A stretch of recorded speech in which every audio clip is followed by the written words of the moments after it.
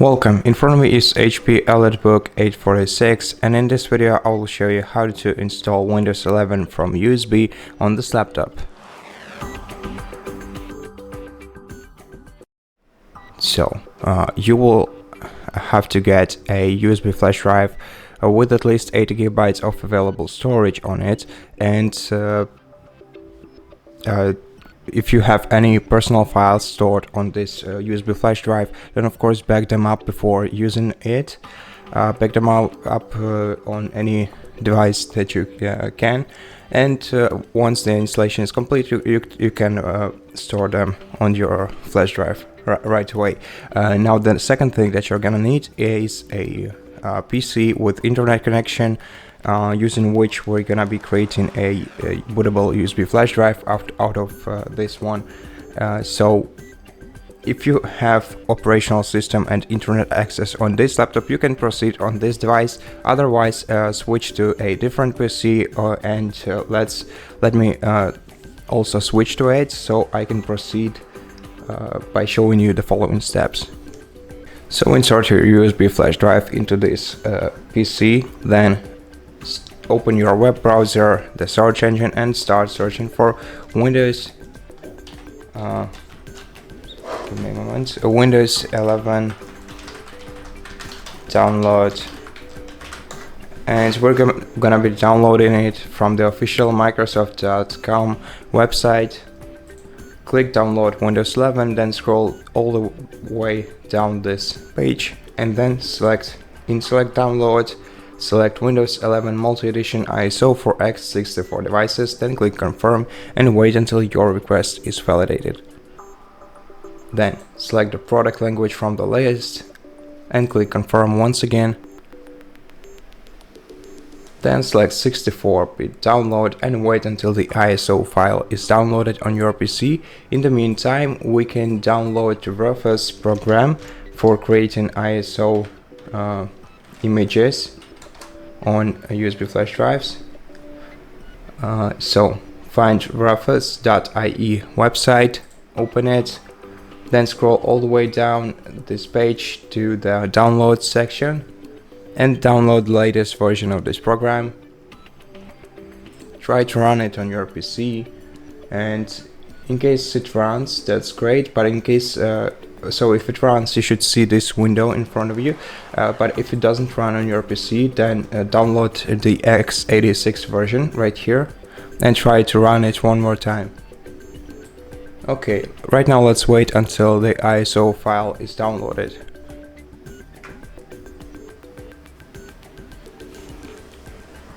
Once the ISO image is downloaded, in your Rufus program, you're gonna have to select your USB flash drive in the device section from the list, and then click select right here and select the ISO image that you downloaded. Then you don't have to change anything here, just click start.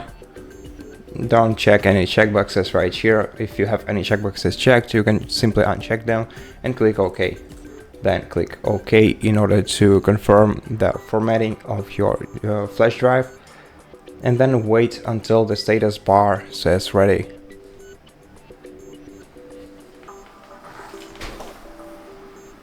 And once the status bar says ready, you can close this window and then safely eject your USB flash drive from this computer and switch to the laptop.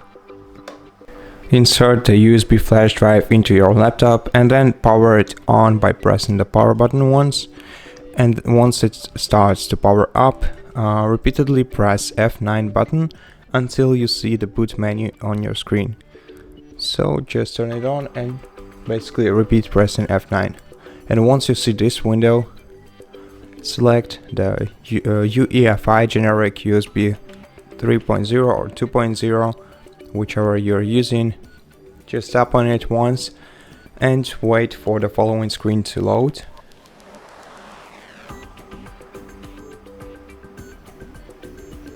At this point, you can select the time and currency format by expanding this list and selecting the value that's right for you. Then click next once you're ready. Then you can also select keyboard or input method that you're going to be using during this installation process, then click next, then hit the checkbox next to I agree everything will be deleted, including files, apps and settings, and click next once again.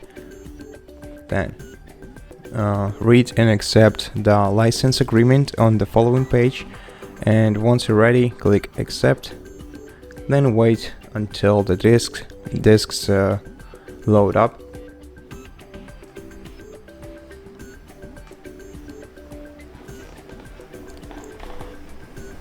And here the first thing we're gonna have to do is erase the existing 4 partitions, or basically all the partitions on disk 0. Just select the partition and click delete partition to confirm, and then wait until this partition is deleted, and then repeat the process for the rest of the partitions for disk 0. Okay, now there's 2 partitions left and we're almost done. And now you can install your Windows simply by selecting unallocated space, then clicking next, and then you'll proceed with the installation process. But if you want to have several disks on your newly installed Windows, you're gonna have to first click select unallocated space, then click create partition, and then provide the size of this new disk in megabytes. So I'll recommend starting with your system disk, which is the C disk. So first of all, provide the size in megabytes for the C disk, and I recommend using at least 100,000 megabytes for your system disks. So 100 to 150,000 megabytes will be enough. So just provide this value in here and then click apply, and this way you will create a new partition which will be your system disk. Now, in order to create a second disk, which you can name with your own letter, for example D, F, E, whatever, select unallocated space that's left, create partition, and then either provide the value, the default value, which is basically the rest of the storage, or divide this into 2 or 3 partitions if you want to have more disks on your Windows. Now, after you create a separate partition, separate from your system disk, you're gonna have to use Disk Manager to add a letter to this partition, and therefore create a disk out of it, so that you can use it in your file explorer. But that's something you do after the installation. So right now let's select partition 3, as this is the system disk. So that's the disk where we're gonna be installing the system. Then click next, and then click install. Make sure that your device is plugged into the power source, and just wait until the installation process is completed.